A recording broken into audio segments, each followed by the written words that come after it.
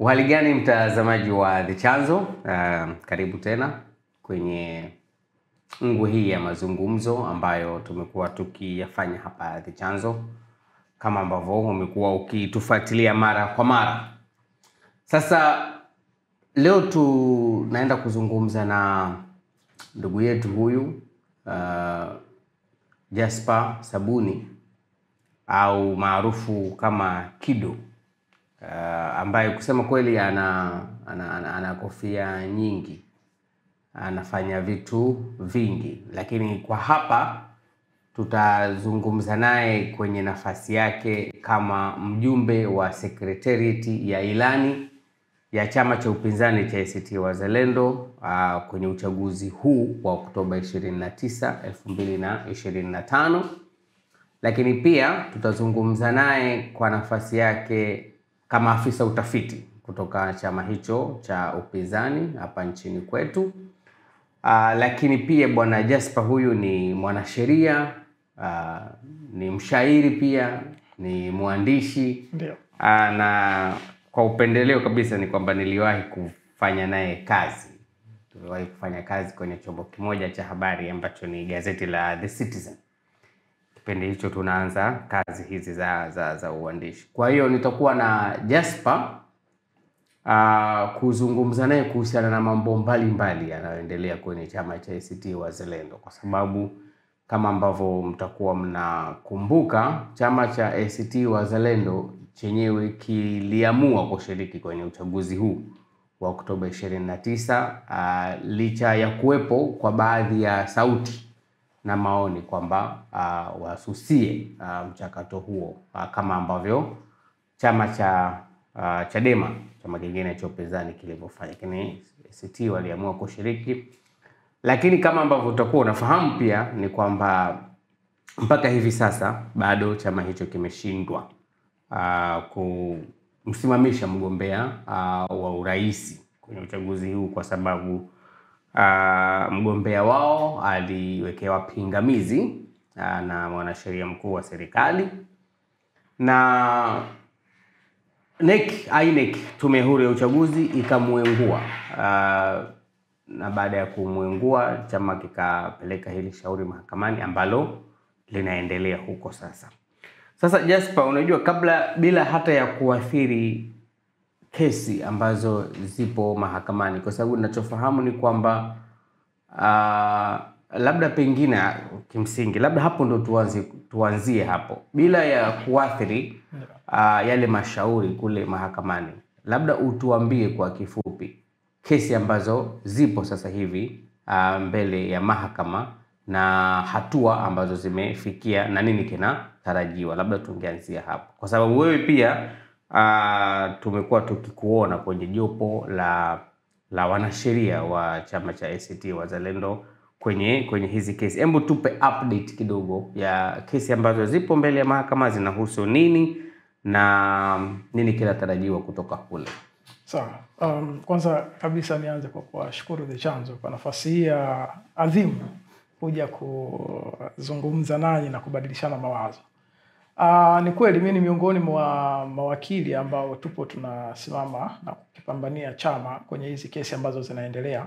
Kimsingi mpaka sasa hivi tuna kesi 2 ambazo ziko active mahakamani, na tulikuwa na kesi 2 nyingine ambazo awamu zake 2 zimekwisha, na zote 2 zimeisha kwa ushindi kwa mgombea wetu wa Rais Luhaga Mpina pamoja na chama cha ACT Wazalendo. Kwa kesi za kwanza 2, kesi ya kwanza ilikuwa ni kuhusiana na lile zoezi la Mpina kukataliwa kurejesha fomu, ambapo ule utaratibu mahakama ikathibitisha kwamba umefanyika kinyume na utaratibu, kinyume na sheria na prematurely. Kesi ya pili hiyo tukashinda na Mpina akaruhusiwa kurejesha fomu, mgombea wetu wa rais. Kesi ya pili ilikuwa ni kesi ya dhidi ya msajili wa vyama vya siasa pamoja na mwanasheria mkuu wa serikali. Kesi ya kwanza ilikuwa dhidi ya INEC na mwanasheria mkuu wa serikali. Hiyo tukashinda. Kesi ya pili ilikuwa ni maombi ya kufanya judicial review, kwa sababu utaratibu wa kisheria ni kwamba kabla ya kufungua labda marejeo ya mahakama unatakiwa uombe kwanza Mfano mzuri naotumia kuwaongea na wanachama ibadi waelewe hili zoezi ni kwamba kabla hujapeleka posa lazima uombe kupeleka posa, ujipelekee tu posa. Kwa vivyo hivyo kwenye utaratibu wa kimahakama kwenye judicial review lazima uombe kwanza. Kwa na hii na yenyewe tulifungua maombi kwa ajili ya kupeleka kesi ya judicial review na hatimaye mahakama ikakubaliana na sisi, imeridhia kuhusiana na kesi hiyo sasa ya judicial review, yani marejeo ya mahakama isikilizwe. Na hiyo ni kesi dhidi ya msajili. Kwa hiyo kesi ya pili imeshinda licha ya kwamba serikali waliibua hoja zao kukataa. Sasa kesi mbili ambazo zimebaki ambazo zipo sasa ni kesi yenyewe hiyo dhidi ya msajili wa vyama vya siasa na mwanasheria mkuu wa serikali, ambapo kimsingi hoja yetu kubwa tunayojadili hapo ni kwamba je, mwanasheria mkuu wa serikali ana uhalali wa kuweza kuingilia maamuzi ya chama cha siasa? Kwa sisi tunaona hiyo kesi si tu kwa manufaa ya chama cha ACT Wazalendo. Tunaona hiyo kesi ina manufaa kwa vyama vyote vya siasa. Kwa sababu tukifanikiwa kuupata huo ushindi inamaanisha kwamba atakuwa amepigwa kufuri na hata ingilia michakato ya vyama. Kwa hiyo ndo msingi wa kesi yetu. Na si kesi tu ya chama cha ACT Wazalendo. Tangia tunavyoicraft na kuiendea. Hiyo kesi imepangwa kusikilizwa siku ya kesho. Kesho tarehe 9. Kesho tarehe 9 ndio. Tarehe 9 Oktoba, Alhamisi. Na hapa tukizungumza tu na nyinyi tutaanza kupambana kuelekea huko kwa ajili ya kwenda kupambana nayo, kukabiliana nayo. Kesi ya pili ni kesi dhidi ya ambayo hii kesi ya vyama vya siasa iko kwenye hatua ya kusikilizwa. Kesi ya dhidi ya tume huru inayoitwa Tume Huru ya Taifa ya Uchaguzi INEC, yenyewe tumesikilizwa kwa njia ya maandishi. Na utaratibu wa njia ya maandishi ulipendekezwa kutokana na hoja na uharaka, lakini pia kwa ajili ya ufanisi. Kwa hiyo tumeshasikilizwa na kesi hiyo ya tume INEC. Tuna maombi hapo mengi, lakini mambo makuu matatu yanayojadiliwa ni kwamba je, INEC walimwengua kiuhalali Mpina? Kimsingi ni hilo, yani kwamba je, INEC ilimwengua kiuhalali Mpina na mambo yaliyopo hapo. Maombi yetu sisi tunataka Mpina arejeshwe, ule uenguliwaji utamkwe kwamba ni batili. Lakini pia jambo moja ambalo tumeliomba ambalo kidogo si la kawaida ni tumeomba pia uchaguzi wa rais upelekwe mbele. Sasa hiyo kesi imefika kwenye hatua sasa hivi waheshimiwa majaji watatu wanaandaa hukumu yao na tunatarajia tumeambiwa hukumu itatolewa tarehe 10 mwezi wa 10 ambayo itakuwa ni siku ya Ijumaa 2025. Kwa hiyo tunaisubiria kwa hamu saa 8 mchana. Ijumaa wiki hii Ijumaa wiki hii ya kesho kutwa. Kwa hiyo Alhamisi tukimalizana na kesi ya msajili, Ijumaa tunaingia na kesi ambapo kesi inakuja kwa ajili ya kutolewa uamuzi. Sawa sawa. Jesper, nataka nikuulize hili swali la kulingana na haya yote yaliyotokea. Ndio. Mgombea wenu kuenguliwa, kurejeshwa na mahakama, kaenguliwa tena. Lakini pia tumeona chama chenu kikilalamikia hujuma dhidi ya wagombea wenu wa udiwani, wa ubunge kwenye maeneo mbalimbali. In retrospect, unadhani lilikuwa ni wazo sahihi kwa ACT Wazalendo kushiriki kwenye uchaguzi huu kwenye mazingira haya tuliona? Sawa. Wazo lilikuwa ni sahihi na bado ni wazo sahihi sana lililofanywa na mkutano mkuu, halmashauri kuu na kamati kuu na kubarikiwa na kamati ya uongozi wa chama. Uzuri ni mmoja. Mimi sio mjumbe wa hizo halmashauri sijui nini, lakini tulifanya a critical diagnosis, upembuzi, wenyewe wanaita upembuzi yakinifu sijui, wa kina kuangalia kuhusiana na hali za kiuchaguzi. By the way, hali za kiuchaguzi yani kuhusiana na sheria ya uchaguzi na mchakato na mienendo tangia uzoefu wa 2020, uzoefu wa chaguzi ndogo katikati hapo na uzoefu wa serikali ya mitaa. Na kuja unafanya hiyo in comparison kwa kulinganisha na sheria zilizokuwepo. Tukafanya maamuzi, tukafanya uchambuzi. Maamuzi walifanya wengine, mimi sikuwa sehemu ya uamuzi, lakini uchambuzi wetu ni chama chenu kilifanya. Ndio nasema kwamba uchambuzi ulikuwa unabariki hilo jambo. na maamuzi ya chama yakabariki uchambuzi tuliofanya. Uchambuzi ulikuwa unaonesha nini? Yaani nini ambacho mlikiona mkaona kwamba, kwa sababu swali hapa ni kwamba ilikuwa ni uamuzi sahihi kwa ACT Wazalendo kushiriki. Kwa nini? Sawa. Kwa sababu kuu mbili labda. Kwa sababu kwanza ukumbuke hapo kwamba tulishaona kile kilichotokea. Kwa sababu sikiliza. Ndio. 2021 tulipata rais mpya. Ndio. Rais Samia Suluhu Hassan akaingia, akaanzisha sijui maridhiano, mageuzi na nini, na chama chenu kilikuwepo frontline, tunasema mstari wa mbele kuhimiza, kilishiriki kikamilifu. Ndio. Akilishiriki mkutano wa Dodoma ambao Chadema kwa mfano haikushiriki, kashiriki kwenye kikosi kazi, vitu vyote hivi. Na ikategemewa kwamba angalau ile 2024 ingekuwa ni litmus test. Ndio. Kipimo cha kwamba kweli haya kulikuwa kuna nia ya dhati, na kilichojitokeza 2024 kilidhihirisha kabisa kwamba kilichoitwa maridhiano au mageuzi ni kiini macho, kwa kutumia lugha ya watu wenyewe. Kwa hiyo licha ya hicho kilichotokea 2024, nyinyi bado mkaamua kushiriki uchaguzi huu wa Oktoba 29, na mimi najiuliza kwamba ulikuwa ni uamuzi sahihi? Ulikuwa ni uamuzi wa busara? Na uchambuzi wenu uliona nini mpaka mkagundua kwamba huu uamuzi ulikuwa ni uamuzi sahihi kulingana na mazingira haya tulionayo? Sawa. Sasa uamuzi wetu ni sahihi kwa sababu mbili. Moja ya kisheria na nyingine ya kisiasa. Umeona? Ya kisheria ni kwamba hii nchi, na mimi hapa na kidogo na audacity na credibility ya kuongelea.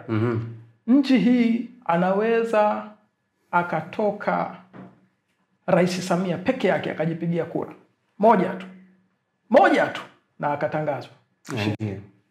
Kwa hiyo scope ya kisheria ni mbaya sana. Lakini ndio hali ya kisheria tuliyokuwa nayo, kwa sababu tuko kwenye utaratibu wa majority. Hao wametangazwa, wamesajiliwa sijui wapiga kura milioni ngapi sijui 37.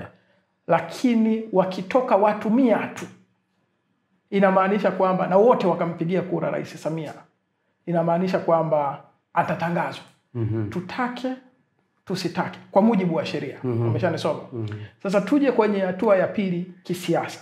Si ndio? Labda ufafanue hapo of course kwa niaba ya mtazamaji, kwa sababu kiutaratibu ni kwamba kwenye maeneo mengine rais hutangazwi mpaka upate 50%+1. Ndio. Sisi tukaondokana na huo utaratibu. Sisi hatuna. Kwa hiyo sisi sasa hivi utaratibu wetu wa kisheria ni kwamba hata ukipata kura 5% ndio au 10%, wewe utatangazwa kwa rais. Sawa sawa.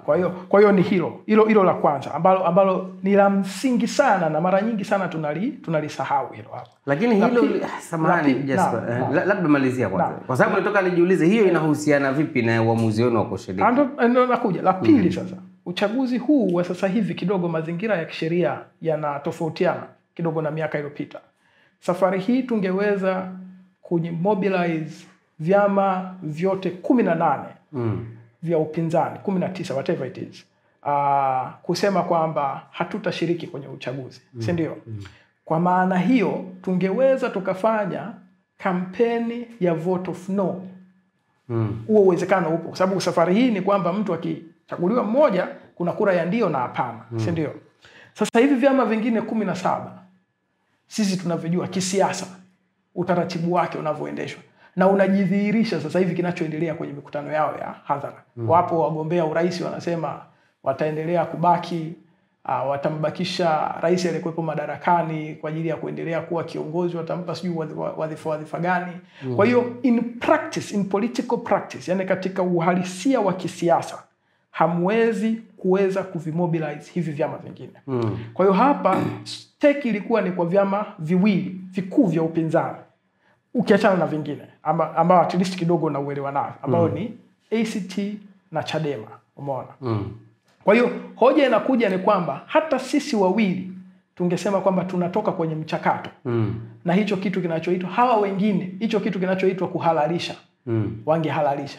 Lakini uchaguzi jinsi utaratibu wa kisheria jinsi ulivyo ni kwamba huyu anaweza akashinda kwa vyovyote vile.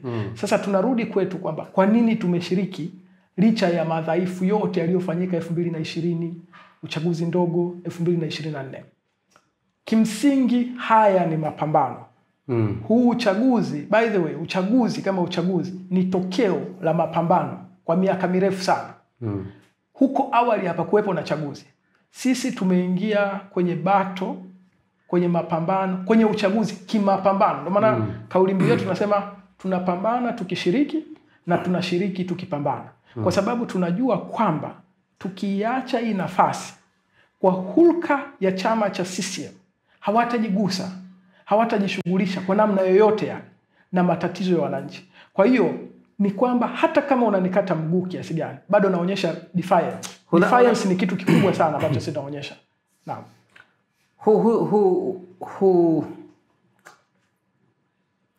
Unazungumziaje mtazamo kwamba kushiriki kwenu nyinyi kama ACT Wazalendo? Ndio. Actually kuna kisaidia zaidi Chama cha Mapinduzi kuliko hata inavyowasaidia nyinyi kama chama. Kwa sababu Chama cha Mapinduzi kinasema hapana, kuna upinzani. Hapo umegusia kwamba kuna hivyo vyama vingine walivyovitaja ambapo wagombea wao wanampigia kampeni mgombea wa Chama cha Mapinduzi.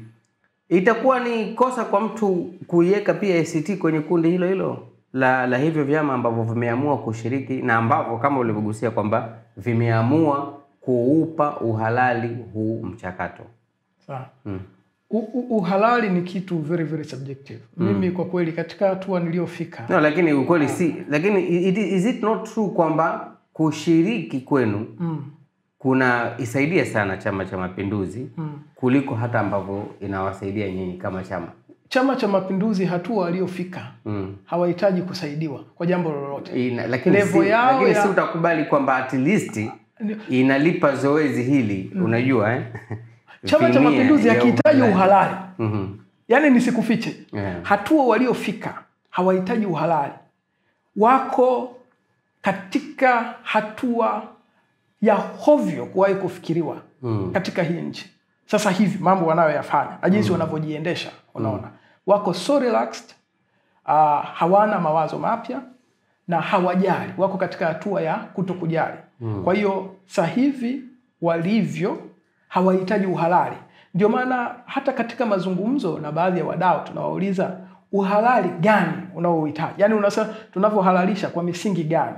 Sababu leo hii ukiangalia mambo yanayoendelea, si ndio? Unajiuliza yanafanyika, nani anayahalalisha? Je, chama cha Chadema kushiriki 2024 kilihalalisha impunity iliyotokea katika uchaguzi wa serikali za mitaa? Yaani wao walihalalisha? Hapana, sisi wamejiendesha katika namna wanayotaka wao kujiendesha. Sasa mtu kama huyu ukifikia hatua ya kuto kushiriki, maana yake ni kwamba unamsusia. Huyu yuko katika kiwango cha kuto kujali. Ama ushiriki au usishiriki. Na hapa nataka nikupe tu mfano mmoja. Na uzuri umejionyesha katika, ndio maana hapa kwenye kuitamka tume huru nikasema inayoitwa Tume Huru ya Taifa ya Uchaguzi. Kwa mara ya kwanza Mahakama Kuu tumefungua kesi ya kikatiba ikakubaliana na sisi kwamba tume huru hiyo inaitwa Tume Huru ya Taifa ya Uchaguzi imejiendesha katika namna ambayo si ya kikatiba, si ya kisheria, ya kumkatalia Mpina kurudisha fomu zake. Imejiendesha out of impunity. Aliyehalalisha lile zoezi ni nani? Ni wao wenyewe tu na utaratibu wao. Kwa hiyo sisi tunachokisema ni kwamba sasa hivi walipofika, Chama cha Mapinduzi kiko broken beyond measures, beyond despair. Na sasa ndio mtu atasema kwamba nyinyi kwamba ndio mnakisaidia kwa sababu wewe umezungumzia kwamba mapambano mnashiriki kupambana. Ndio. Lakini hukubali pia kwamba kususa pia ni form ya mapambano? No, ni form.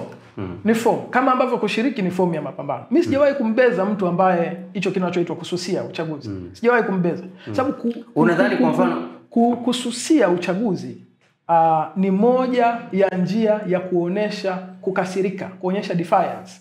Lakini pia kumkabili adui ni njia nyingine ya kuonyesha defiance. Wote wawili ni wapambanaji. The only thing inakuja, swala pekee linalokuja hapa ni kwamba mpambanaji mmoja ana sauti kubwa dhidi ya mpambanaji mwingine. Kwa hiyo huyu mpambanaji mmoja anaonesha kama vile yeye ni mpambanaji sana kuliko mpambanaji mwingine. Hudhani kwamba chama chenu kingenufaika zaidi, kwa mfano kama kingeamua kuto kushiriki uchaguzi kisiasa? Kisiasa ndio na hapana. Ndio kivipi? Ndio kwa sababu tungeweza tukaunganisha nguvu, si ndio, na hawa wenzetu, si ndio, wa Chama cha Demokrasia na Maendeleo. Hapana, kwa sababu hawa wangeweza kusonga zaidi. Wapi? Chama cha Mapinduzi. Sasa hivi mtanzuko Chama cha Mapinduzi ambao inakabiliana nao ni kwamba hawajaachwa hata sehemu moja wako relaxed. Huku tunawapiga, huku nje wala. Lakini mnawapiga wapi? Tunawapiga. Mnawapiga wapi? Just kwa sababu kwanza tunaona mgombea wa urais hayupo. Ndio. Wagombea wenu wa ubunge, ndio, kiushawishi, ki-resources, ki-organization wako mbali sana na wagombea wa Chama cha Mapinduzi. Hata hapa Kinondoni tulipo. Kuna baadhi ya wagombea wenu wamejiunga na CCM kwenye mikutano ya hadhara. Kuna baadhi ya wagombea wenu wa ubunge wameondoka majimboni, wanapiga picha wako airport, wakati tunajua sasa hivi ni muda wa nilikuwa nawaza hudhani angalau kususa kwenu kungewasaidia ACT kisiasa kwa kuwaepusha watu kuwa na mtazamo kwamba nyinyi ni CCMB? Mtazamo wa mtu kutuona sisi ni CCMB hata tungefanyaje? Lakini kuna mambo lazima uyakiri, sio? Kwa mfano tuchukulie kwa mfano kama wewe ni mwananchi wa kawaida, ndio, wa Tanzania, ndio, unaangalia kwenye TV, ndio, halafu una mgombea wa CCM, ndio, mgombea wa CCM wa urais anaulizwa na mgombea wa CCM wa ubunge kwamba mama anataka utamke hapa kati yangu mimi, ndio, na mgombea wa ACT Wazalendo ninayekabiliana naye, ndio, yupi unamuunga mkono? Na mgombea wa urais wa Chama cha Mapinduzi anashindwa kuwaambia wananchi yupi wampigie kura. Mgombea huyu wenu wa ACT anaulizwa na wanachama wa chama chake na wafuasi wake kwamba uchaguzi huu wa 2025 tumpigie nani kura za urais? Kura za urais tuzipeleke wapi? Na mgombea wenu huyu anashindwa kuwapa jibu lililonyooka. Wewe ni mwananchi wa kawaida na unaona haya mambo yanatokea, ungetengeneza mtazamo gani? Kama mwananchi wa kawaida, kama mwananchi wa kawaida ambaye si hoji kwa kina, ningeona hiyo ni propaganda. Propaganda ya nani? No, yani sio ningeona, ninge fall into that trap ya propaganda. Ningeshawishika na hiyo propaganda. Propaganda ya nani sasa? Propaganda ya CCM. Sasa ngoja, kwa sababu wakati huyu ni mgombea ndio anaulizwa. Umesema sasa kuna vitu viwili. Kuna vitu viwili ndio vinahusiana. Tuanze sasa vyote viwili. Tuanze vyote viwili kukabiliana navyo, si ndio? Na mimi nitakuwa more direct kama kuliko wewe, au sio? Ya kwanza ni Samia anaulizwa na Baba Levo kwamba unamchagua nani? Samia anasema nyinyi nyote ni wanangu. Nyinyi nyote ni wanangu. Tuanze hapo. Jambo moja ambalo sasa, kwa sababu hamna mtu amefanikiwa kuliongea na mimi ni afisa utafiti na nimelitafitia hilo jambo. Kabla ya rais kwenda Kigoma, si ndio? Alituma timu yake. Timu ya CCM walioenda kufanya analysis huko Kigoma. Wazee wa Kigoma wakasema haiwezekani. Tuna matatizo yetu chungu mzima. Mnatuletea mtu anayemuita Diamond babake. Huyu ndo awe kiongozi wetu. Hili mmetudharau kwa kiwango kikubwa sana. Utafiti huo, si ndio? Nasema hapa ni afisa utafiti. Kutokana na hili hatutawasamehe hata kidogo kwa hili mlolifanya. Na hatutaki kabisa kuwasikia. Na they were serious. Na si wazee wa Kigoma wa ACT, wazee wa Kigoma wote wa vyama vyote. Sema mbunge, wajua bunge maana yake ni kwamba hii ni sahani. mna trilioni 50. Kila mtu anapambania kuipata ile trilioni 50 kwa ajili ya maendeleo ya jimbo lake. Una mtu kama Baba Levo kwa ajili ya kugombania trilioni 50, atakugombania nini huyu mtu ambaye anamuita Zuchu mama yake? Jitu likubwa kama vile, yani likubwa kabisa, of highest form, sijui hata nihitaji. Hiyo ni subiri sasa. Hapana, subiri. Yaani hiyo inahusiana nini? Yaani tunahitaji bunge ni sehemu ya seriousness. Swala sio tu kumuita babake. Dimina yako ikoje? Namna unavyojiendesha na kuarticulate. Mtu amewahi kuwa bungeni kwani? Yeye Baba Levo hajawahi ukapima. Hapana. Sasa kwa nini dimina yake huko nje katika namna anavyojiendesha watu wa Kigoma, namna anavyojiendesha inahusiana vipi na kazi za mbunge? Unahitaji, the thing is, mbunge ni nani? Mbunge ni mwakilishi. Lazima tukuone una uwezekano wa kuniwakilisha. Hawajaliona hilo kwa Baba Levo. Kwa hiyo wakasema wana Kigoma wenyewe. Exactly. Ndio hicho, wana Kigoma waka-communicate hiyo taarifa kwa timu ya CCM. Kwamba sisi hapa. Kwa CCM katika rescue mission, si ndio? Wakasema hapa lazima tumtupe Baba Levo under the light. Tumtupe chini ya gari hapa, tuendelee na safari zetu. To rescue, cha kusekiwa hapa ni kura za rais. Ndio kila kilichofanyika. Maana kama in terms of mgombea wenu amejitokeza. Ndio tunakuja. Ngoja, mgombea wenu walijitokeza ku counter ile kauli ya Rais Samia. Kwa sababu hapa tunazungumza kisiasa. Ndio. Wewe unadhani inakisaidia chama? Subiri kwanza. No, subiri. Wewe unadhani inakisaidia chama chenu kwa mgombea wa urais wa CCM kwenye mazingira tulionayo na nature ya CCM kama ilivyo na mambo yanayotokea Tanzania, kujitokeza hadharani kwenye mkutano wa hadhara na kumwita kiongozi wenu mstaafu wa chama ambaye ana ushawishi mkubwa ndani ya chama chenu kama mwanawe, unadhani hiyo inakisaidia chama chenu? Sasa sisi hapa tunafanyaje? Yaani Samia kumuita Zito mwanae. Sisi hapa tumeshirikije? Si unaweza, kwani huwezi kujitokeza akasema mimi sio mwanawe? Lakini amekondemu kuhusiana na mambo ya CCM. Kukondemu vipi? Amekondemu ujinga wa CCM. Akasema kwamba yule mama ameniita mimi mtoto wake. Mimi sio mtoto wake. The thing ni yeye kutoka na kusema sikiliza. Of course sitaki kwenda huko.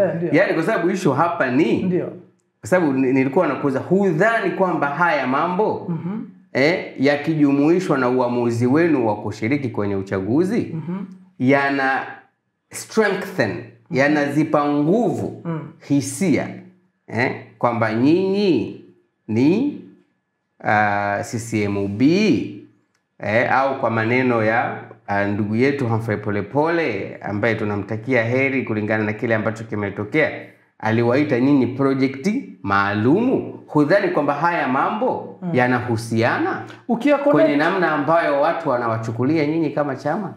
Connect katika hiyo tafsiri ya juu ndo lengo la propaganda. Ndio propaganda ya nani wakati nyinyi mnashiriki hili jambo? Sasa ndio nakwambiaje, unasikia unajua mimi natekishi kwa hiyo unaposema propaganda. Ndio ni propaganda ya nani? Ni propaganda ya CCM, ni propaganda ya hivi vyama vingine.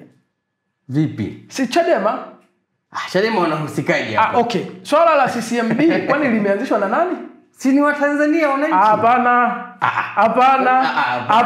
Halifa, subiri. Hapana, ni jambo ambalo ni jambo ambalo wala CCMB haijaanza leo. Si hata kwani Polepole ni sisi Chadema. Ndio tunakuja. Nimesema limeanzishwa na nani? Limeanzishwa na Chadema. CCMB haijaanza leo. CCMB haijaanza leo. Unajua kwanza utambue hatari ya huo mtazamo, kwa sababu ukishaanza kusema kwamba haya ni mawazo ya Chadema yanawapunguzia nguvu nyingi kuaddress yale mambo. Tuongee uhalisia. Si ndio? Tuongee uhalisia. Sisemi, nachosema ni kwamba hili wazo, hii agenda na propaganda ya CCMB si agenda ya CCM. Si ya CCM kwa mwanzo, haijaanzishwa na CCM. Ni agenda iliyoanzishwa na Chadema. Na lazima uangalie. Kwa hiyo ni propaganda ya nani sasa? Pale mwanzo uliniambia ni propaganda ya CCM. Sasa hivi nimesema kwenye kuanzisha imeanzishwa na Chadema. Na sasa hivi imebebwa na wana CCM wenyewe. Sasa na ndo tunakuja exactly. Sasa nipe muda sasa hapa kidogo nikuelezee. Au sio? katika uanzishaji, kama unavyofahamu, ajenda ya uanzishaji wa ACT ni defunct kutoka kwa yani hao watu waliokuwa na kando kando yao, baadhi ya Chadema pamoja na watu wengine wakajumuika, na baadaye wakaja vyama vingine, si ndio?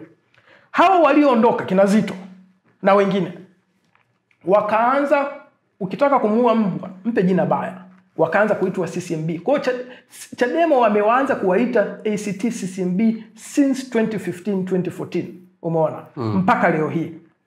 CCM kama CCM hawadhuriki chochote na ACT kuitwa CCMB. Actually in real sense wanafaidika CCM wanafaidika na ACT kuitwa CCMB. Kwa sababu inamaanisha yeyote yule anayetaka kuonesha ukaidi, uasi dhidi ya CCM kwa kwenda kwa ACT, akisema kwamba ACT ni CCMB, anamkata morali, anamkata moyo wa huyu mtu kwenda kushirikiana na ACT. Kwa hiyo katika hii miaka 5 ya karibuni, CCM na wenyewe wamelibeba hilo jambo la UCCMB kuliko maelezo.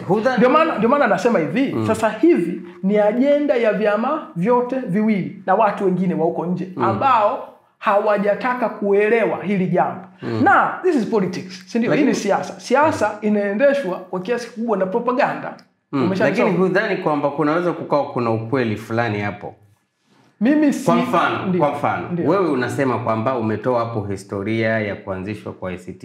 Ndio. Kiongozi wenu wa chama mstaafu ndio alikiri hadharani kwamba hatua yake ya kuanzisha chama cha ACT ilitokana na ushauri aliopewa na aliyekuwa rais wa awamu ya 4 Jakaya Mrisho Kikwete. Hii ipo kwenye public record. Alisema hiki kitu kwenye mkutano kabisa, na ikazunguka kwamba walimshauri asiende CCM, aanzishe chama cha upinzani. Haya mambo yapo, na hudhani kwamba hiyo pia inaweza ikawa inachochea hizo hisia, na si kwamba lawama ni za Chadema, pengine ni zenu nyinyi wenyewe?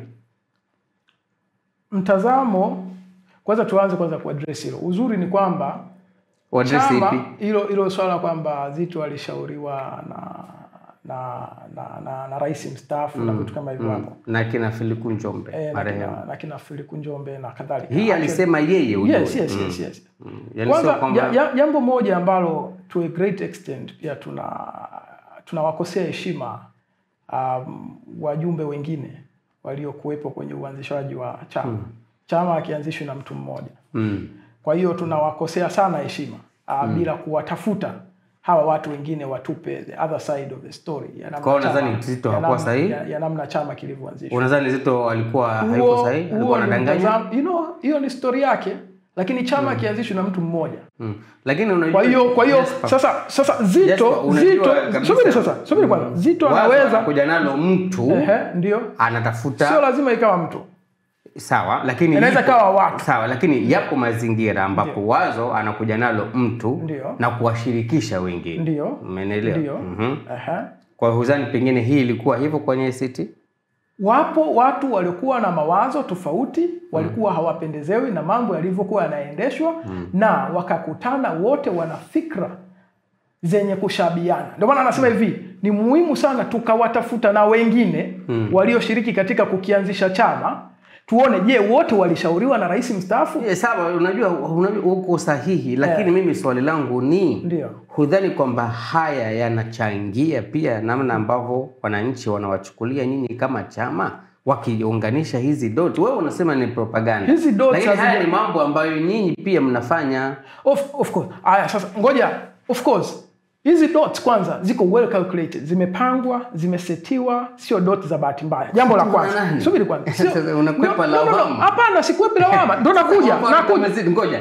Kwa mfano Zitto kujitokeza hadharani kusema kwamba hilo si la jambo lake yeye mwenyewe. Alijitokeza hadharani akasema kwamba nilishauriwa niunde chama nisijiunge na CCM. Ndiyo. Hiyo imesetiwa na nani? Sasa hiyo ndio maana nikasema hivi, hiyo ni kauli yake yeye. Mmewatafuta wengine? Mmewatafuta wengine? Kwa sababu haiwezekani mtu mmoja akaja akasema, kwa mfano naweza kachukulia hapa The Chance. Mmeanzisha watu kadhaa. Alafu mtu mmoja tu akaja kesho kuto huko akasema tu ili wazo mimi nilipewa na nani tuseme na roster. Kuona nyinyi tu hizo ni chombo cha roster. Project maalum ya roster. Haiwezekani. Hatuwezi tukawa jamii ya ajabu kiasi hichi. Chama kijaanzishwa na mtu mmoja. Okay, so kwa hiyo wewe hudhani kwamba hizi zinachangia kwenye namna ambavyo watu wanakichukulia chama chenu? Zinachangia. Na hiyo inaku-concern sana, inani-concern. Kwa hiyo kwa mfano sasa unafanyaje kama chama ku-address hizi feelings au hizi perception ambazo zinaweza zikawa ni za uongo kama unavyosema wewe, lakini zinaweza zikawa na real impact kwenye namna chama kinavyojiground huko mashinani na kupata uungwaji mkono. So mna address vipi hizo concerns? Sawa. Actually zipo njia nyingi za kuaddress. Jambo la kwanza kabisa la kuaddress haya masuala ni kwanza lazima chama tunachofanya tunazishughulikia miongoni mwa wanachama. Wale ndo askari miguu wetu, ndo wanajeshi wetu wa kwanza. Hilo jambo nalo liongelea la Kigoma limewachanganya sana wanachama wetu sana. Kwa kabla ya kutoka nje mnafanya communication ya ndani ya chama. Limewachanganya hivi vipi? Kwamba bwana hili ni la kweli, kwa sababu kilichofanyika ni kwamba ni kweli kwamba Zitto ni mtoto wa Samia. Hapana. Kwa sababu ukiangalia namna ilivyotoka, ilichukuliwa clip ya Zitto 2022 ikaunganishwa na ya Samia ya kuhusiana na ni mwanangu ikatupwa mtandaoni. Kwa mfano hiyo siku nisikuficha mimi binafsi nilala saa 9 usiku. Siku ipi? Hiyo siku ambayo imetoka ya Samia na hiyo media whatever ilivyotoka. Kwa sababu tumezunguka huko katika majimbo yetu na kwa wanachama na nini unapigiwa simu. Sheria hili ni la kweli, unaanza kuelezea. Lipi la kweli yani? Hilo ni la kweli kwamba ni kweli kwamba Zitto amemuendorse mama. Sababu kama yani kwa sababu kilichotoka kwenye social media hawajui kama hii hapa ni ya zamani. Ndio. Siku hiyo mimi binafsi nilipokea simu 122. 122. Kwa hiyo siku hiyo sasa ikabidi iwe ni siku kichaa. Kwa the first thing, na hiyo ni mimi tu na viongozi na nini kila mtu alipokea. Kwa jambo la kwanza ni ku address within the party. Umeona? Miongoni mwa wanachama, miongoni mwa viongozi, una address na viongozi wenyewe wahusika wanatoka waliongelea hilo jambo na vitu kama hivyo hapo. The other thing nyingine ni kwamba mnaendelea kuonyesha defiance yenu, yani kwamba upambanaji wenu, na hili linasaidia katika kuonesha kwamba sisi sio CCMB. Tuchukulie tu mfano mraisi. Mpina ameenguliwa. Si ndio? Baada ya kuenguliwa tusingefungua kesi mahakamani. Ingedhihirisha kitendo cha kufungua kesi tukashinda hizo kesi mbili za mwanzo, wananchi wanaona wanadhihirisha kile ambacho mnakicommunicate kwamba huu hapa ni mpango wa kukichafua chama na vitu kama hivyo hapo. Kwa zipo njia tofauti na vikwazo ambavyo nadhani mtakabiliana navyo kwenye kuaddress hizi feelings au hizo perception. Kwa mfano unaweza kuna vikwazo gani ambavyo lazima mujipange kukabiliana navyo? Vikwazo kimsingi ni kwamba nikiwa muwazi. Wewe ni mtafiti. Ndio. Unajua haya maswali na kuuliza vikwazo kwa nafasi yako kama afisa utafiti ndani, kwa sababu haya ni mambo ambayo yapo kabisa katika docket yako, yanakuhusu kabisa. Unadhani ni vikwazo gani chama kitapaswa kujiandaa kukabiliana navyo ikiwa inataka kuendesha kutekeleza mikakati ya kuondosha hizi perception miongoni mwa Watanzania kwamba nyinyi ni CCMB au ni project maalum? Sawa. Kwanza miongoni mwa vikwazo ambavyo chama inakabiliana nayo na inabidi ikabiliane navyo ni hii kitendo cha kuendelea watu kuchepuka na kuingia chama cha CCM. Hii na yenyewe inazidi. Yaani unapiga hatua 2 mbele afu unarudishwa 4 nyuma. Ni kikwazo kikubwa sana. Na ni udhaifu mkubwa sana ambao tunapambana nao. Unaona? Hilo la kwanza. La pili ni kwamba nguvu yetu kama chama, kama ukitake note, chama hiki ni chama in terms of umri ndio chama kidogo kuliko vyote. Vyote vipi? Vyote vilivyokuepo. Vyote vyenye usajili wa kudumu. Vyote vyenye usajili wa kudumu. Hiki hapa ndio chama cha mwisho kusajiliwa, umeona. Kwa hiyo inamaanisha pia uwezo wake wa kukabiliana na hizi nginja sio mkubwa kivile. Wakati sisi tunapambana na kujisawazisha, wenzetu wanapambana kutuchafua zaidi. Kwa hiyo na kuna muda hapa tunapigwa. Ukweli. Sababu by the time ambayo wewe tunapigwa na wenzetu. CCM wanatupiga. CCM ni watu wa hovyo sana. Miongoni mwa vitu walivyovifanya, kwa mfano, sisi tuna uhaba mkubwa wa kifedha. Wala sio jambo la siri, si ndio? Tuna uhaba mkubwa. CCM wana uwezo wa kusambaza mabango yao haya nchi nzima. Afu isitoshe wakasambaza mabango zaidi ya 1000 Kigoma yakionyesha picha ya Samia na Zitto. Huyo Zitto ambaye hana uwezo wa kutengeneza mabango yake, CCM wana uwezo wa kumtengenezea mabango yeye ya kuunganisha. Imefanyika. Ameakana. Ameakana. Wapi? Ameakana Kigoma. Kwa sababu unajua the thing is, ili jambo ule uchafuzi umefanyika Kigoma. Kwenye vikwazo. Yaani hapa lazima tuzungumze. Wanasema the elephant in the room. Yes. Tuzungumze kuhusiana na nafasi ya kiongozi wenu mstaafu wa chama. Ndio. Zitto Zuberi Kabwe. Ndio. Unadhani mchango wake ni upi kwenye kukabiliana na hilo? Do you think Zitto ni asset au liability kwenye chama chenu? He's both. Without a doubt. He's both. Fafanua. He's both an asset and a liability. Kivipi Zitto ni asset na kivipi ni liability? Unajua najaribu kumtafsiria sababu siku zote tunashutumiwa hii. Tunajifanya uzungu mwingi. Sawa. Lakini asset ni kwamba ni mtu ambaye ndo silaha yenu. Ndio. Au liability kwamba ni mzigo. Na pengine anapaswa kulaumiwa pengine kwa namna fulani kwenye tusiweke mzigo, tuweke ndo udhaifu. Kwenye udhaifu. Fafanua. Umesema kwamba umemdescribe Zitto kama asset na liability. Sawa. Well, actually in recent sitaki kumdescribe hivyo kama mwanachama, lakini kama mtafiti. Sasa hapa na kuwa real, si ndio? Ndio. Mimi nakuuliza hapa kwa nafasi yako kama na wewe pia ujue, na wewe pia upo kwenye secretariat ya Ilani ambayo ndio mtaiuza kwa wananchi. Tunakuja sasa. Ngawaje nitaka nikuulize mnaiuza vipi na mgombea urais hamna. Tuendelee. Nalitaka sana hilo swali. Kwa sawa. Asset katika maana gani? Ukiangalia kwenye chama chetu, mtu ambaye ana jina na siasa ina impact hiyo. Ana jina katika public na ameshiriki kwenye mambo mbalimbali ya kitaifa na kimataifa, huwezi ukamtoa Zitto. Actually tukiwa wa kweli, Zitto ni namba 1, hususan kwenye upande wa Tanzania bara kwa ndani ya chama, si ndio? Na hata ndani ya upinzani ukisema una top 3, mimi naweza nikadiriki kusema Zitto yupo kwenye top 3. Unaona, ya siasa za upinzani Tanzania.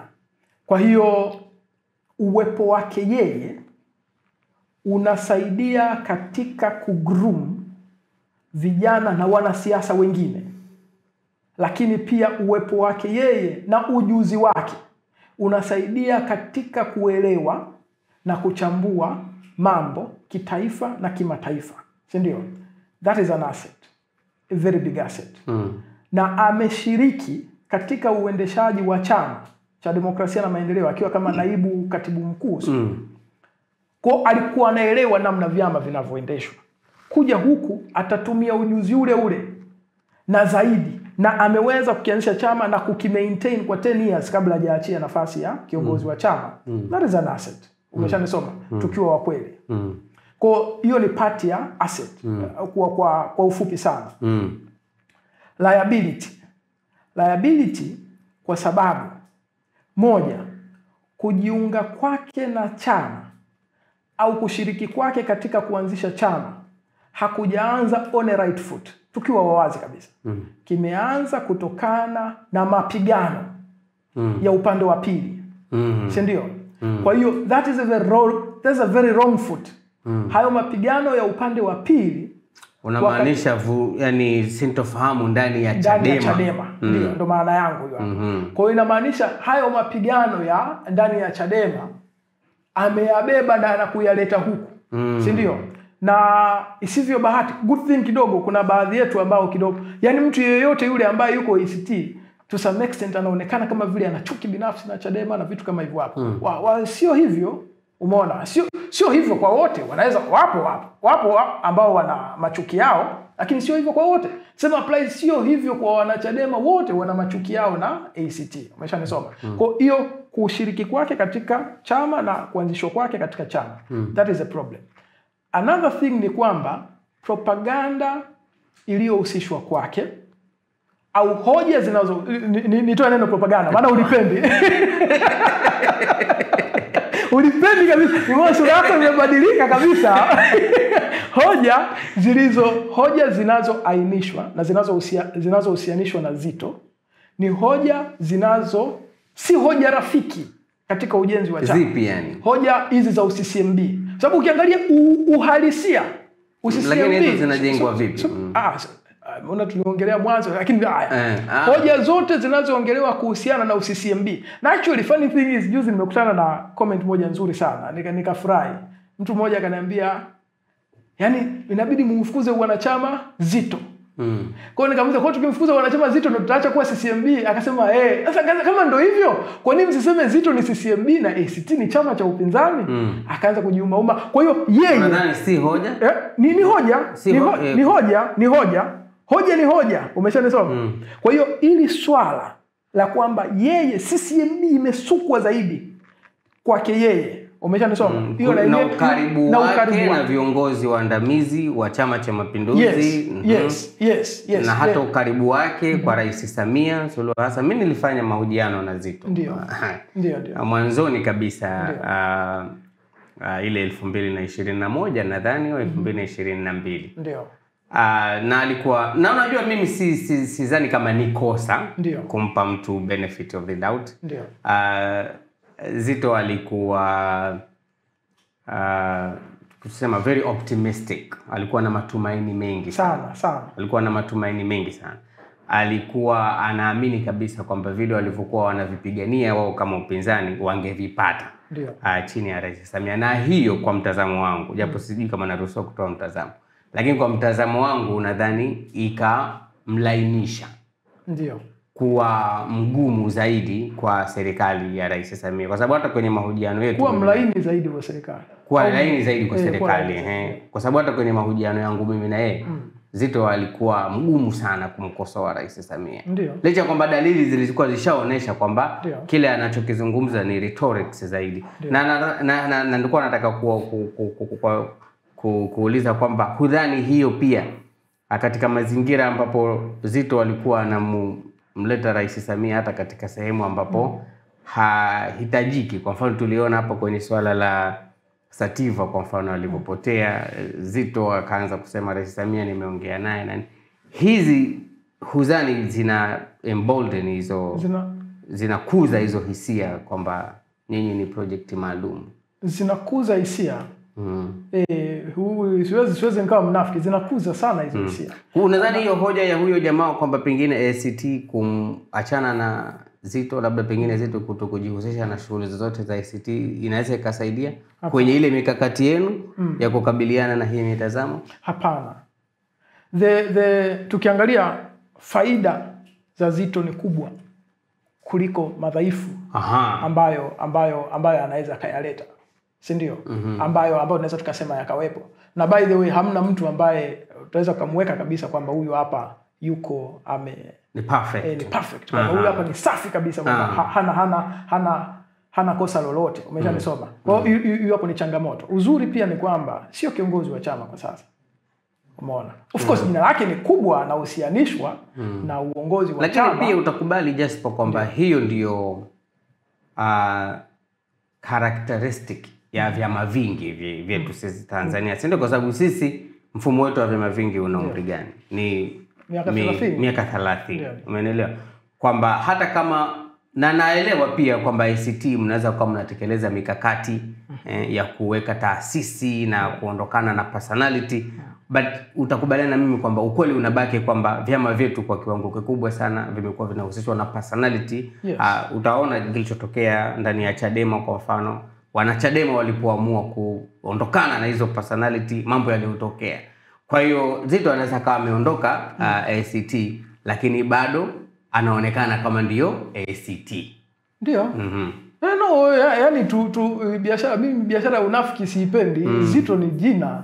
Nilidude. Lakini unadhani kwamba anabidi awepo ndani ya ACT kwa sababu mchango anaotoa ni mkubwa kuliko hizo liabilities anazozileta? Swala la kuwepo au kutokuwepo kimsingi maamuzi ni ya kwake. Lakini mimi naona kwamba ana nguvu zaidi, ana mchango mkubwa zaidi ndani ya chama kuliko ambavyo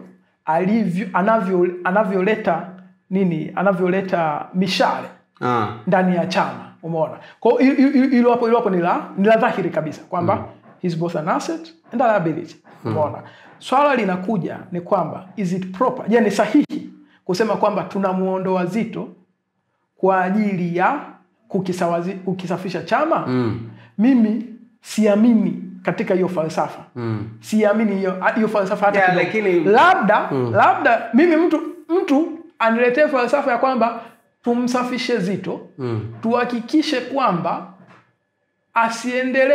asiendelee kuexpose, yani kuonesha dhahiri uswahiba wake na viongozi wa CCM. Si ndio? Ukiniambia hilo nitakubaliana wewe. Lakini ukiniambia kumuondoa nitakataa, kwa sababu Zitto ukiachana tu na kuwa mentor, yani mwalimu wa siasa ndani ya ACT, ni mwalimu wa siasa nje ya ACT. Na ushahidi upo.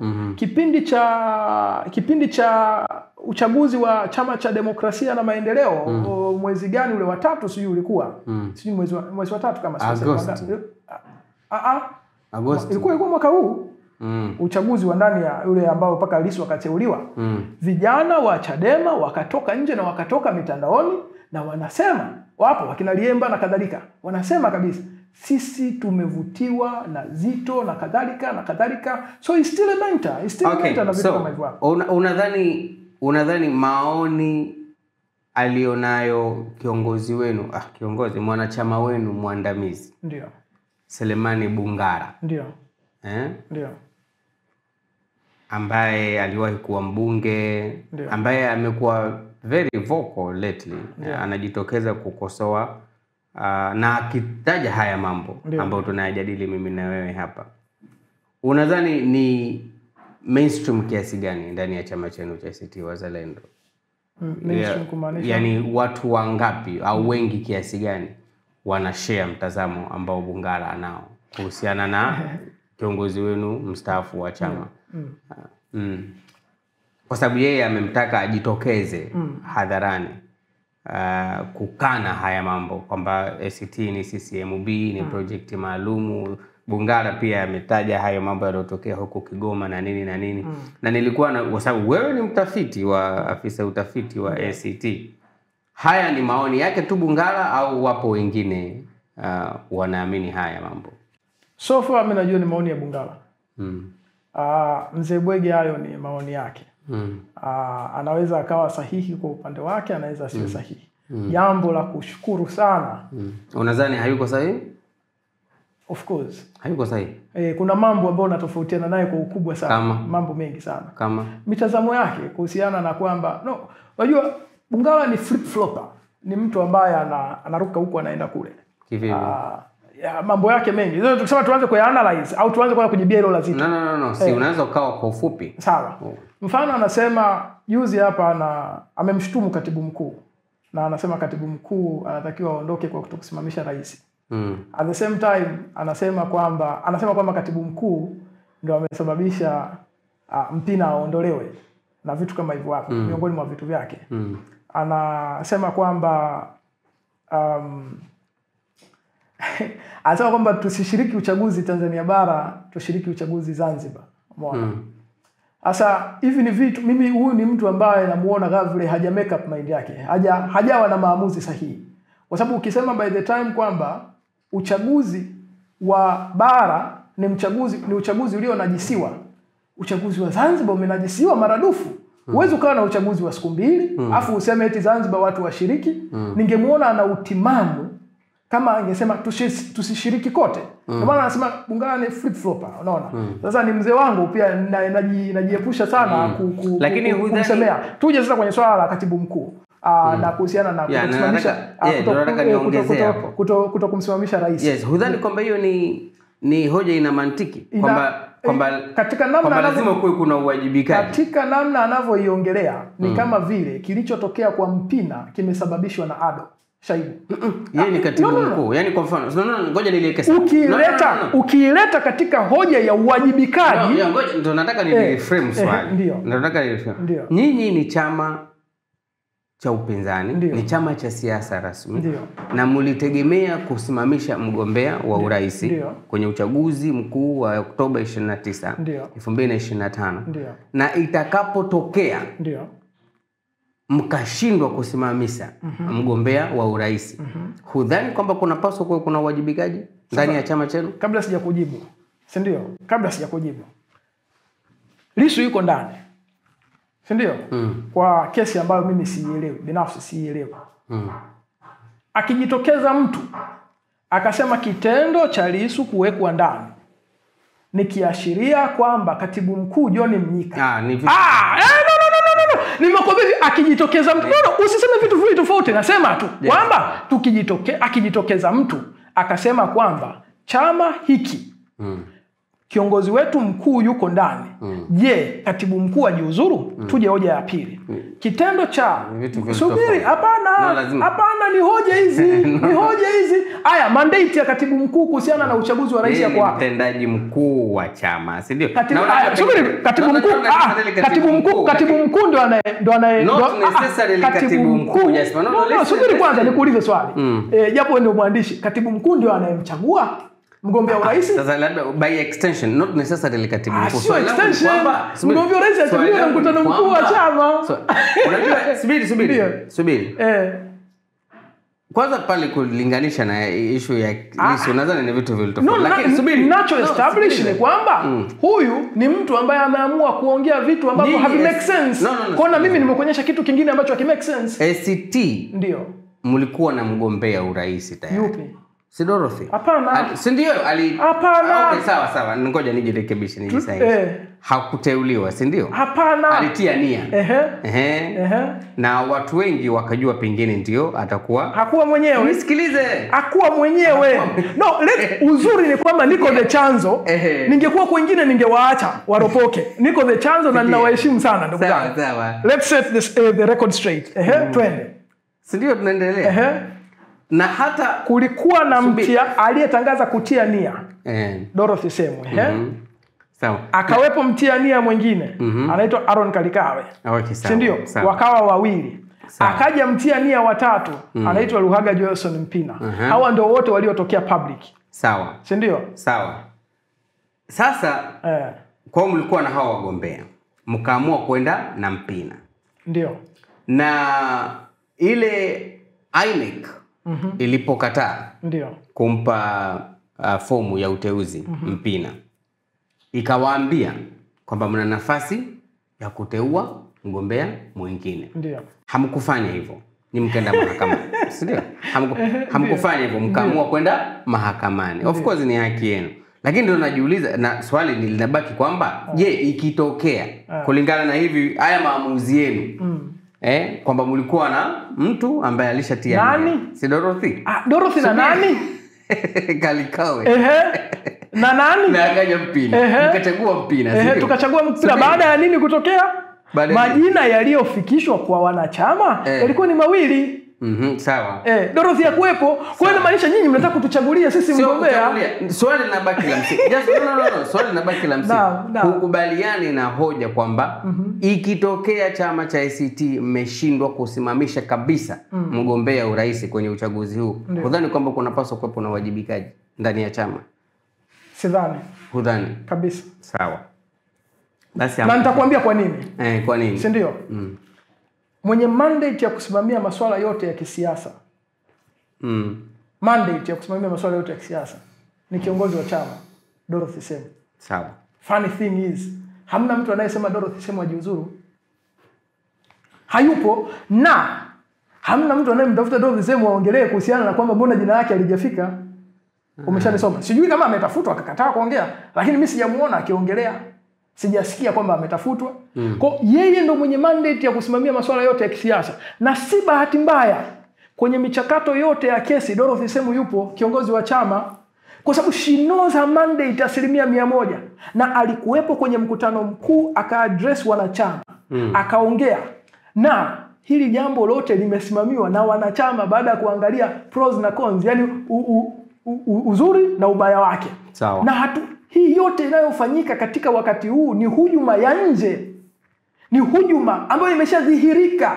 Kitendo cha tume kumkatalia Mpina kurudisha ni dhahiri kwamba hii ni hujuma. Hamna story zaidi hapo. Umeshanisoma. Kwa hiyo by the way umeaddress kitu kizuri sana kwamba tulipewa muda kwamba tunaweza tukachagua mtu mwingine. Sasa barua ya tume imekuja saa 6 usiku. Kwamba unaweza ukachagua mtu mwingine. Kwanza ni barua batili ambayo mahakama imedhihirisha kwamba ni barua batili saa 6 usiku. Kwa ajili ya mtu kuteua, sisi tulikuwa tumepangiwa saa 6 mchana. Mtu anayekuambia kwamba ulete mtu mwingine hakuibakisha ile slot yako ya kwamba saa 6 mchana haupo. Anakuambia nimekudiregister kabisa. Afu ulete mtu mwingine, na mlete mtu mwingine saa ngapi? That is one thing. 2, tunakuja kwenye hoja ya msingi sana. Utaratibu wa kuleta mgombea, hata kama tuashumu tu tumchukue huyo Dorothy ambayo wengi wanamtaka au Mbungala anamtaja na wengine wanamtaja, si ndio? Dorothy alitakiwa kukusanya kura za wadhamini katika mikoa mingapi? Mikoa 10.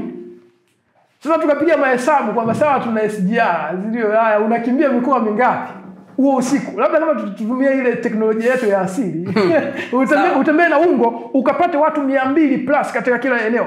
Ule uliofanyika na tume ni uhuni. Ni uhuni wa kufikirika, ni uhuni wa kitendaji, ni uhuni wa kila namna. Na ndio maana mahakama ikabariki kile kitu. Ikabariki, yani haikubariki. Ikabariki mawazo yetu kwamba ule pale ni uhuni. Umenisoma?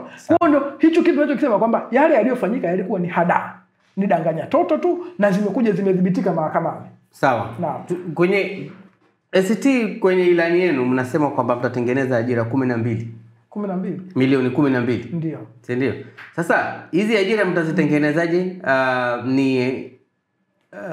Hata kwa mfano mkiwa na wabunge majority bungeni bila ya kuwa na serikali. Yaani hizi mnazitengeneza vipi? Kwa mfano tuchukulie hamjashinda urais. Ndio.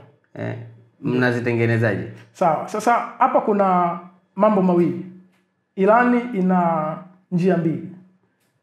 Ilani ni moja, ni silaha yako ya utekelezaji, si ndio? Alafu pili ni silaha yako ya advocacy, yani ya ushawishi, si ndio? Ni silaha yako ya utekelezaji ukiwa umeshinda uchaguzi na umekuwa na unaiongoza serikali. Kwa hapo utaenda kuimplement ile ilani yako, si ndio? Ukiwa hujashinda uchaguzi, ilani yako unaitumia kama silaha yako ya kuadvocate masuala.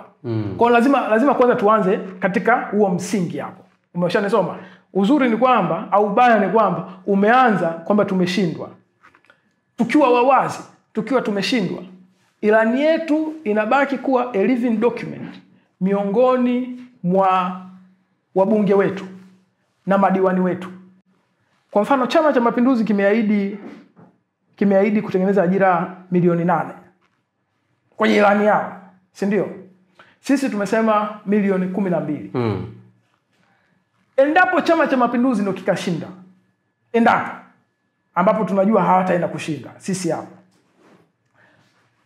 wakishinda wao kwa kuwa fikra zao zote ni kuishia milioni 8, wabunge wetu watakuwa na jukumu la kupambana na kuisukuma hii serikali mpaka iachieve milioni 12, hata kama sio sehemu ya ilani yao. Kwa jukumu letu la kwanza ni kwamba lazima tuwapush hawa Chama cha Mapinduzi wafike milioni 8 yao walioiweka. Kwa sababu hii sio hoja tu ya kwamba eti kwa kuwa ACT tumesema basi tukae pembeni wananchi milioni 8 wasiwe na ajira. Hapana. Kama Chama cha Mapinduzi wamesema milioni 8, lazima uipush hawa milioni 8 wapate hizi ajira. Alafu wakishafika hii milioni 8, Kwa sababu wao watakuwa wamebweteka, tutawapush zaidi wafike milioni 12 kwa advocacy. Advocacy za njia tofauti tofauti. Sawa. Ndio. Unaiona wapi? Huo ndo mtazamo wetu sasa. Sawa, shukrani. Unaiona wapi ACT baada ya Oktoba 29, 2025? ACT naiona ikiwa imekuwa zaidi baada ya ili tanuru la moto ambalo tunapigwa kama chama na kama nchi. Tutakuwa more matured, yani ni watu ambao tumekuwa zaidi na tutakuwa na hekima na ujasiri zaidi. Naiona ACT ikishiriki kikamilifu ndani ya bunge, katika halmashauri na ndani ya serikali katika kuongoza nchi tutakaposhinda. Naiona ACT ikiunganisha nguvu na vyama vingine, hususan Chama cha Demokrasia na Maendeleo. Ninaiona huko, na ninaiona ACT ikiwa kivutio cha vijana. Naiona ACT ikiwa ina ushawishi mkubwa wa kisera na hoja katika jamii. Naiona ACT ikishiriki kikamilifu katika kuisafisha nchi yetu ambayo imechafuliwa katika viwango ambavyo havielezeki. Unaiona ACT kwa mfano ikishindwa kwenye uchaguzi, isipopata mandate ya kuunda serikali, ikishiriki kwenye mchakato wa maridhiano ambao mgombea urais wa Chama cha Mapinduzi ameahidi kuendesha baada ya uchaguzi mkuu wa Oktoba 29? Sasa hapa nitaongea na nataka ili niliweke tu record sawa. Unaona, hata kama mtu akiwa mwanachama na nini hamaanishi kwamba hawezi kuwa na mtazamo wake binafsi. Sikuwahi, sijawahi, na naamini sitawahi kuamini kitu chochote kile kinachotamkwa na Chama cha Mapinduzi. Hata kama wakinitumia salamu, sitaiamini, sababu ndio kiwango walichofika. Walipoleta hoja ya mwanzo ya maridhiano, binafsi na wengi wetu, baadhi yetu, sio wengi wetu, baadhi yetu hatakuwa tunakubaliana na ile 2021. 2021. Sikuwa sehemu ya huo mchakato. Ilikuwa ni a political decision, ni uamuzi wa kisiasa kwa chama chenu, kwa chama chetu, ambao ulikuwa ni uamuzi wa msingi kwa wakati huo. Wakati huu ukija, kwa misingi ya demokrasia ya chama chetu, litakuja nami litajadiliwa, lakini mimi tu niweke tu nadhiri yangu wazi hapa. Nimesema sitawahi kuiamini Chama cha Mapinduzi. Yani hutaamini vipi? Chochote kile wanachokipendekeza Chama cha Mapinduzi kuhusiana na maridhiano. No, hutaamini kwamba wanamaanisha, yani huamini kwamba Rais Samia atazindua huo mchakato wa maridhiano pamoja na kwa kupatia Tanzania katiba mpya, au huamini kwamba kuna nia ya dhati ya kufanya hicho kitu? Siamini kama watazindua na siamini kama wana nia ya dhati. Na sitaamini hivyo. Kwa sababu unaweza ukazindua tu pale umekata utepe kwamba maridhiano, alafu pale unafanya geresha. Sio maridhiano hayo. Hayawezi kuwa maridhiano. Hayawezi, hayajawahi kuwa maridhiano. Maridhiano ni vitu ambavyo tunakuwa serious. Tunajadili haya mambo. Truth and reconciliation inafanyika ya maana. Sio biashara ya kusamehe tu upande mmoja. Unasemea haya, kwa hiyo ukisamehe haya waliopotea wako wapi? Na vitu kama hivyo hapo. Tuje hapa tueleze. Na siwaoni wakifanya hivyo. Unaona, kila siku wanafanya mambo ya juu na vitu kama hivyo. Na kwa hiyo hawana hiyo nia ya dhati. Okay, na hiyo ikitokea. Tuseme Rais Samia ndo ameshinda kwa mfano tuseme. Ndo amepata mandate ya kuunda serikali. Anazindua huo mchakato wa maridhiano na wewe unashauri. Kwa hiyo unashauri chama cha ACT kisije kikashiriki. Mimi nikiulizwa mchakato wangu na nitakaposhiriki katika kusema umetoa tu maoni yako, lakini ushauri ni kwamba kisishiriki. Kwa sababu hawana nia, ndio wasishiriki katika. Sisi tujenge michakato yetu ya vyama hivi vingine ya kukomboa nchi yetu. Kwa sababu CCM haiwezi kufanya hilo jambo. Ndio nitaka kukuuliza sasa, mkakati gani ACT inabidi iuchukue na kuutekeleza? Kwa wakati gani? Kwa wakati huo wa Rais Samia akija tena akileta mambo ya mageuzi maridhiano. Kwa sababu wewe umesema ACT isishiriki. Kwa hiyo watekeleze mkakati gani? Mikakati, njia pekee nayoiona ya kulinusuru hili taifa, mimi hapa binafsi, ni vyama ambavyo ni vya upinzani kwa sasa, vyenye nia njema na hii nchi kuweza kuunganisha nguvu na kuikomboa nchi. CCM hawana nia njema hata kidogo ya kuikomboa nchi. Hata kidogo hawana hiyo nia njema. Kwa hiyo wamedhihirisha hilo. Yaani kama kauli yao inavyosema, wamethubutu, wameweza na wanasonga mbele kuiangamiza nchi. Hicho ndio kitu pekee walichothubutu, walichoweza na wanachofanikiwa kusonga nacho mbele. Sasa mtu ambaye tayari anatuzika, ametuzika, huyu mtu sio wa kushirikiana naye. Kwa wakileta maigizo yao pale ya maridhiano kama wanayoyasema. Sababu haiwezekani uongelee maridhiano kwamba nitaleta maridhiano sasa hivi alafu watu wakaendelea kupotea. Mara mia useme nitaleta maridhiano alafu ukemee hii hali kwa wakati huu, haya mambo yasiwepo, tutaona dhamira yako. Kwa hiyo tukifika kuridhiana pale, unaridhiana na nani kama utakuwa umeshatuondoa wote? Okay, unaiona ACT ikishirikiana na Chadema? Naiona. What will it take? Viongozi wetu wakiamua kuwa serious. Basi. Swala ni viongozi, wanachama je? Wanachama sisi tunapush, lakini sasa ndio hicho tunachosema very unfortunate siasa zetu. Of course, actually umeibua swala zuri sana. Katika hatua ya mwanzo ni viongozi wetu wakiwa serious. Wa vyama vyote viwili. Do you see that happening? Yaani unadhani hicho kinatokea? Naona hicho kikitokea. Sababu hili tanuru la moto tunapitia wote. Huyu mmoja kiongozi wake yuko gerezani, huyu mwingine kiongozi wake yuko mahakamani. Umeshanisoma? Wote wawili. Na wote wawili wanaanza kurealize kama taratibu. Mpina sio kiongozi wa ACT. Sasa ni kiongozi. Sasa kiongozi maana yake ni mgombea wewe, mnataka agombee. Si ndio? Ni nani basi? Si ni mgombea. Sawa, mgombea ni nani? Halifa wana. Tunaweza kuingia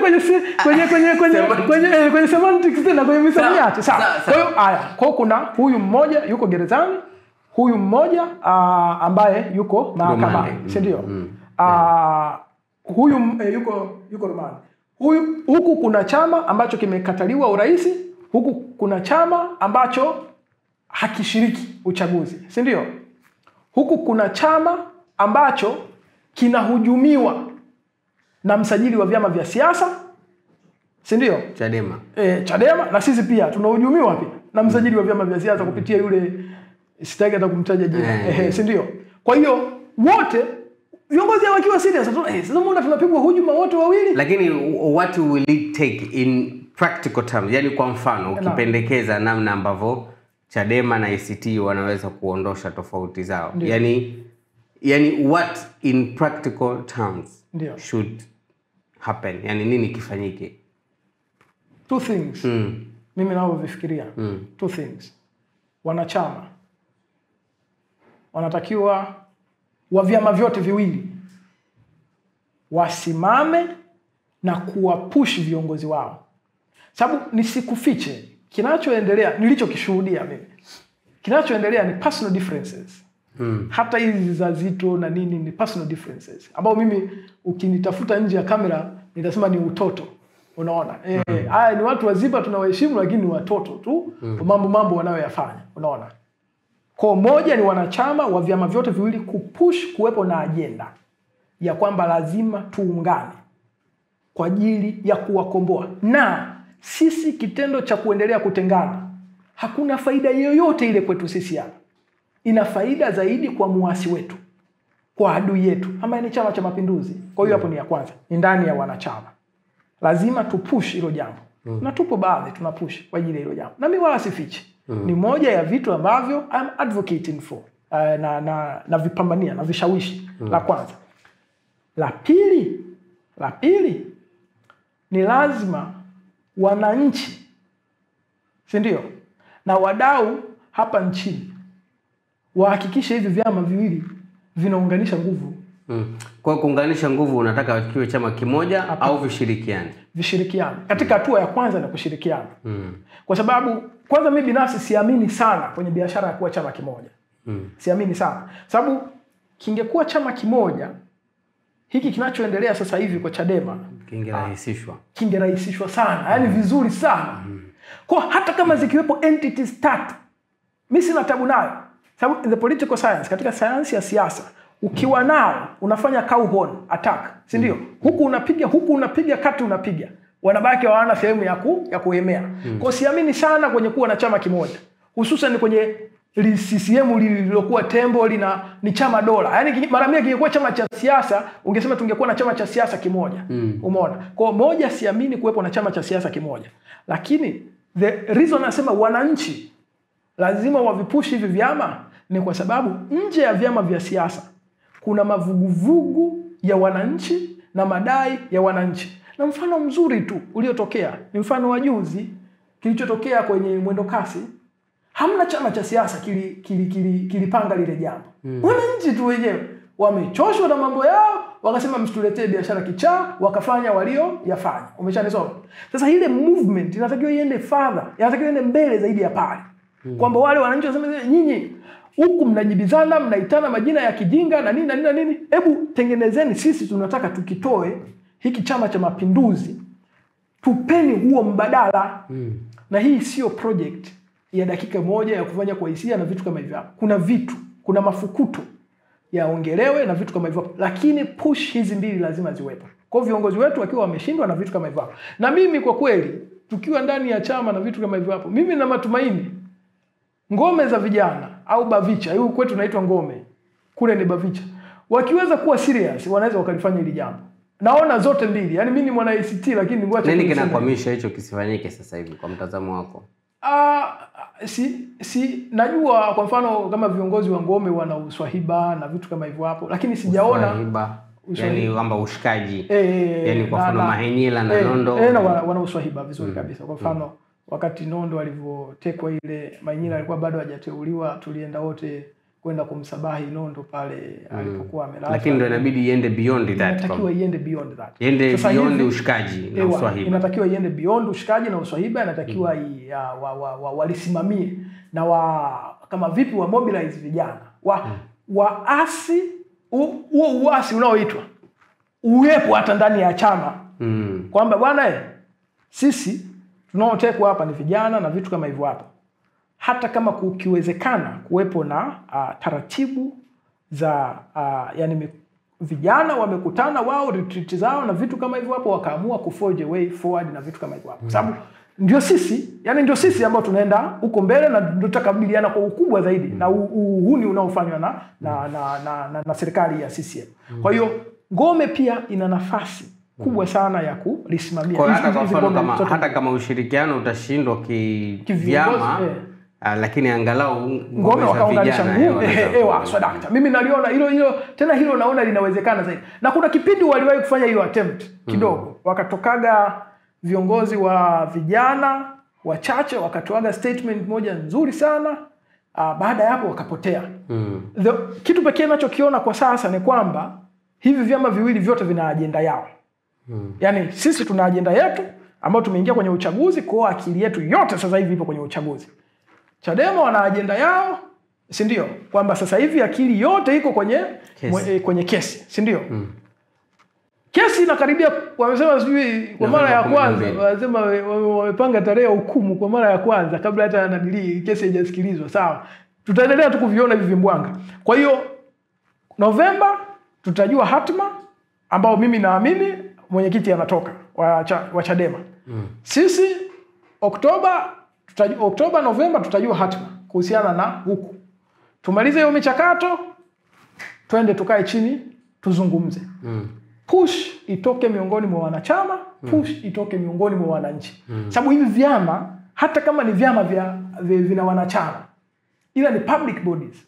Umeshanisoma? Lazima wananchi wawepo na vuguvugu la kusisitiza kuhusiana na hili jambo na wadau mbalimbali watake kulisimamia hili jambo. Naam. Yes, mimi nakushukuru sana bwana. Asante sana. Natamani tuendelee lakini naona muda unatuacha mkono. Mimi nakushukuru sana. Mtazamaji wa The Chanzo, mpaka kufikia hapa ndo tumefikia tamati ya mazungumzo ambao nilikuwa nafanya hapa na Jasper Sabuni, maarufu kama Kido. Huyu bwana yeye ni mjumbe wa secretariat ya ilani ya uchaguzi ya chama cha ACT Wazalendo kwenye uchaguzi huu wa Oktoba 29, 2025, lakini pia ni afisa mtafiti kutoka chama hicho cha upinzani. Lakini huyu bwana pia ni mwanasheria kitaaluma, lakini pia ni mshairi kama nilivyotangulia kusema hapo, na ni mwandishi pia. Kama nilivyotangulia kusema mwanzo, tulibahatika kufanya kazi pamoja pale The Citizen. Na mimi ambaye nilikuwa nakuendeshea mazungumzo haya ni wako wa kawaida Halifa Saidi, na kwa niaba ya mwenzangu aliyeko nyuma ya kamera Joseph Kerati, tunakushukuru sana na kutakia utazamaji mwema wa maudhui mengine tunazalisha hapa The Chanzo. Mpaka muda mwingine, kwa heri. Jasper, asante sana, kazi njema sana. Siku nyingine nitaomba kufanya shairi langu hata moja ise. Hamna tabu. Asante sana.